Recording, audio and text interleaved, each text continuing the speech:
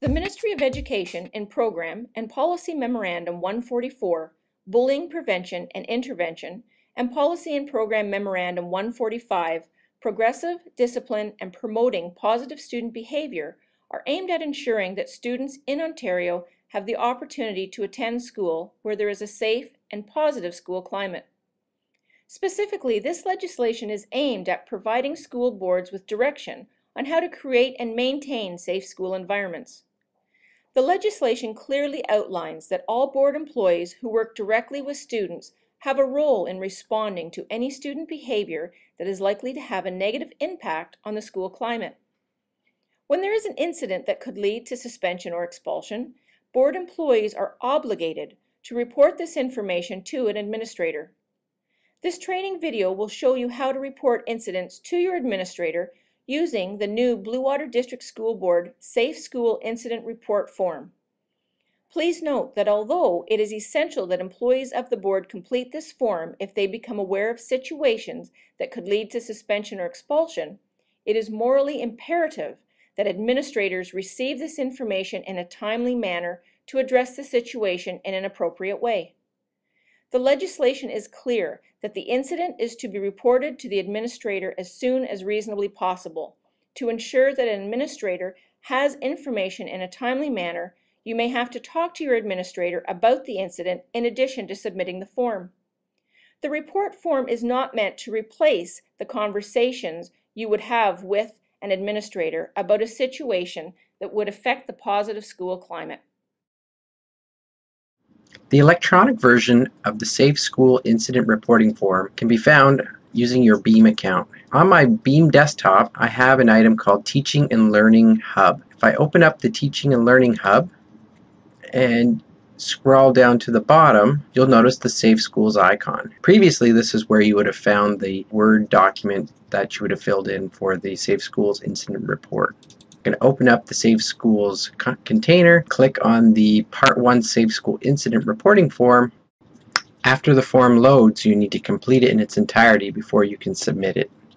You'll notice the red stars; those denote that there are mandatory fields to be filled in. First thing I'm going to fill in is my school, and I'm going to use West Hill Secondary as my example school. And the incident that I'm reporting on today is 2 students who were found drinking alcohol in a classroom. So I'm going to fill in that report. The first student's name was John Smith. You notice as I fill in the fields, the red stars start disappearing. And the location was on school property, so I'm going to check there. And I need to specify where. In classroom. In section 3, I'm going to paste in the details of the incident. Student was caught with alcohol and intoxicated. The date of this event and time I also need to fill in, so say it was today. The time was 2 p.m. Maybe it was 2:30. And in section 4 I need to check off all that applies. So what as the type of incident. So going down the list, the second one is possesses alcohol or illegal drugs. Check. And the third one is being under the influence of alcohol. Check. Okay, now I scroll down to section 5, and here's where I would put in my school or work phone in case I need to be contacted regarding this incident. And the location that I can be reached, if it's the same as the reporting school above, I can check this box and it will copy the school name down from above to below, the date of the submission. Because there was more than one student, I'm going to use this button that says add another student, same incident. If there's only one student, I could press the green button and it would submit the report. So I'm going to click the button.